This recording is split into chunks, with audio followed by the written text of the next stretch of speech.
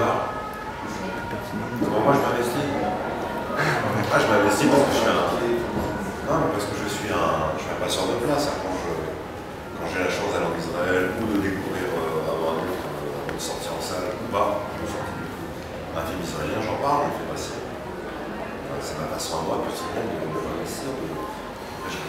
D'abord, je rencontre des artistes israéliens avec qui un jour je travaille peut-être. Mais c'est surtout c'est d'abord le cinéphile qui parle, qui aime ce cinéma, qui m'a parfois impressionné, ébloui, mais parfois qui m'a mis en colère. Un cinéma parfois qui peut être très autocritique, parfois trop à mon sens. Mais en tout cas, il fait réagir à quelque chose. C'est pour moi, j'allais dire, dans le nouveau cinéma, je le place comme le Danemark, le Mexique, Israël produit des films qui sont aujourd'hui des films majeurs.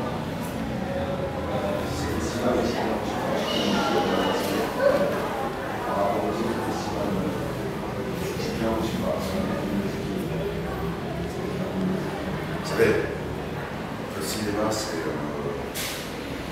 c'est le lieu de la cohésion. C'est là où on se réunit.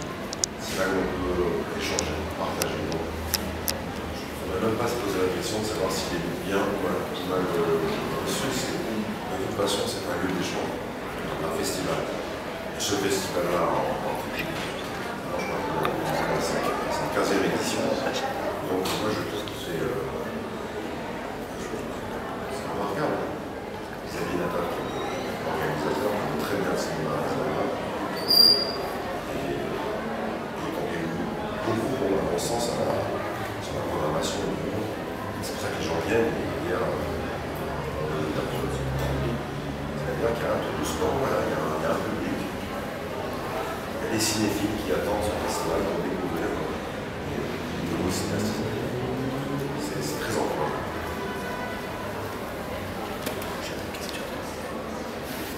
Hier, dans la soirée de vous avez parlé un petit peu de ce rapport entre le cinéma israélien et le cinéma fonctionné que le cinéma italien. Est-ce que vous avez un petit peu de mots sur le cinéma italien et ce rapport justement Alors c'est vrai que c'est d'abord un cinéma, je vais dire, la Méditerranée, un cinéma latin, parfois même méridional. Et c'est vrai qu'il y a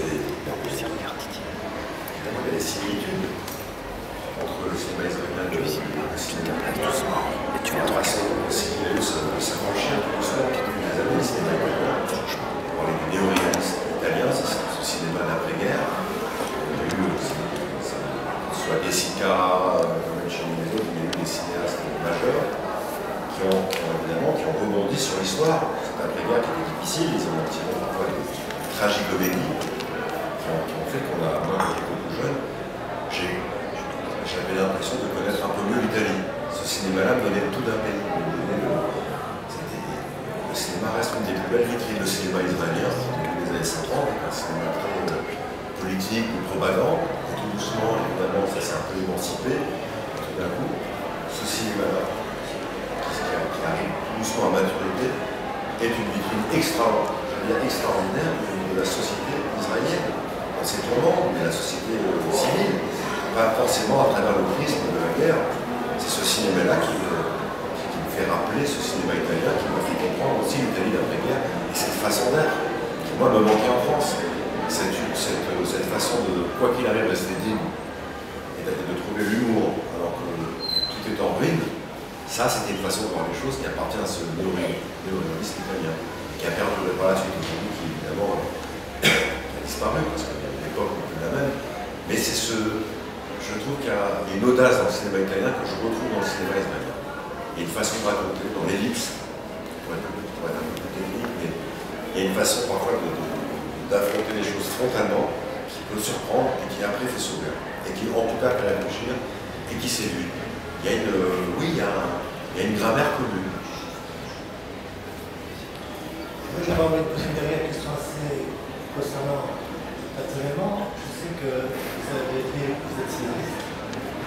Vous avez écrit, vous écrit. Vous êtes comédien. Quel rapport vous établissez entre les deux, l'écriture et de l'acteur.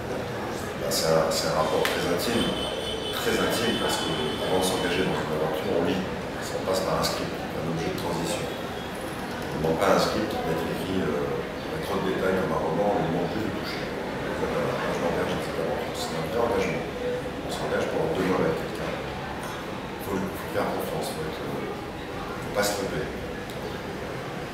Écrit est la seule vérité. Comme disait Gabin, pour faire un bon film, 3 règles. 1, le scénario, 2, le scénario, 3, le scénario. Donc c'est évidemment très important. Pour moi, après je suis acteur, ça me donne d'abord beaucoup plus de légèreté. J'adore être dirigé et être guidé. Mais ça passera par une collaboration entre 2 textes. Pour se le mettre en bouche, pour voir si ça correspond. Et il y a une chose que j'ai appris pour avoir ce réalisateur, c'est que très souvent les acteurs ont une certaine vérité. Quand un acteur n'arrive pas à jouer une scène, il ne faut pas penser que nécessairement c'est parce qu'il n'y arrive pas. C'est peut-être parce qu'il manque quelque chose, un petit marche-pied pour cet acteur-là, il manque peut-être une phrase, un mot, un regard, une indication pour que cet acteur-là soit de nouveau, se sente bien et va aller vers cette émotion-là. Et ça, c'est le langage intime de l'acteur. C'est encore différent du texte. Mais c'est vrai que pour écrire et jouer, en général, j'allais dire que celui qui commande l'autre, c'est d'abord le texte, c'est d'abord le verbe. C'est d'abord ce qui est écrit qui va me guider, qui va me donner ou non envie. Alors c'est vrai que quand on reçoit un scénario, je suis très sensible à la qualité de l'écriture, à la dramaturgie.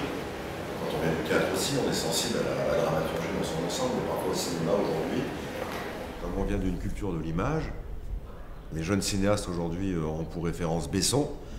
Besson avait pour référence, lui, Spielberg, mais Spielberg, lui, avait pour référence Kurosawa. Donc ça veut dire qu'il avait cette culture-là, et qui fait qu'il a fait ce cinéma populaire qui a transcendé le monde. Spielberg, mais il avait Kurosawa comme maître, à penser et à imager. C'était pas Luc Besson. Vous voyez? Donc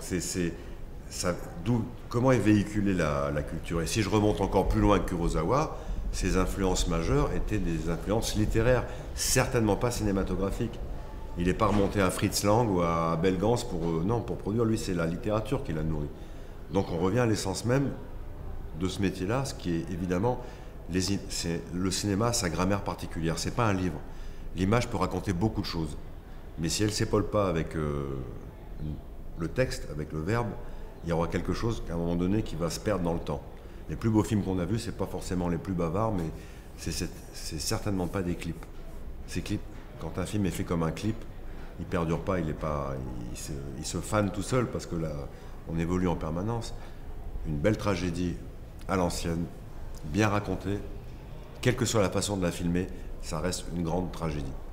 C'est pas parce qu'un cinéaste va faire ça dans tous les sens qu'il va la transcender, qu'il va vous toucher au cœur. Parfois, ça peut être très simple, et pourtant, et c'est ça, pour moi, la différence, même si vous ne m'avez pas posé la question là-dessus, entre un réalisateur et un cinéaste. Un cinéaste, c'est quelqu'un qui a un point de vue.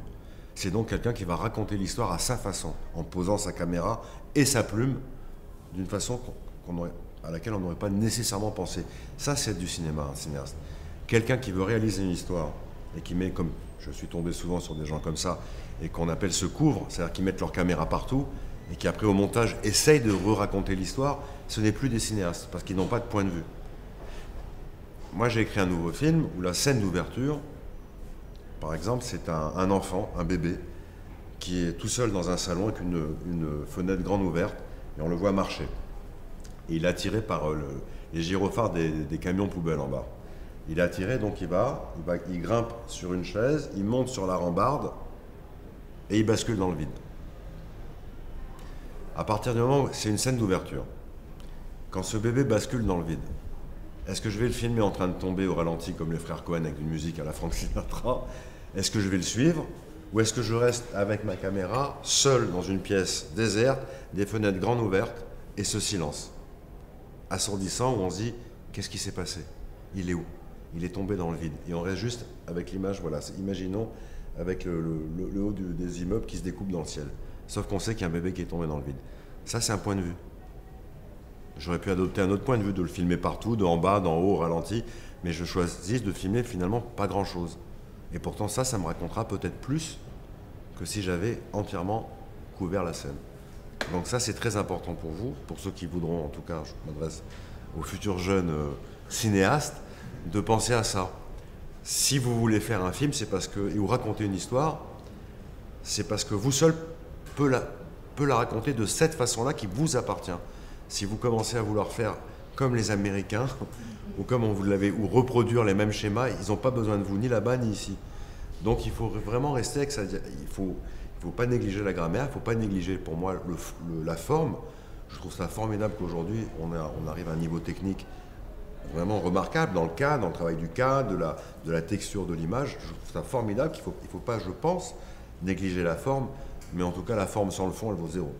Et tous les cinéastes qui ont j'allais dire, bâti sur la forme, ils sont tous aujourd'hui dépassés, démodés, et de toute façon il ne restera pas grand-chose. Voilà. Donc,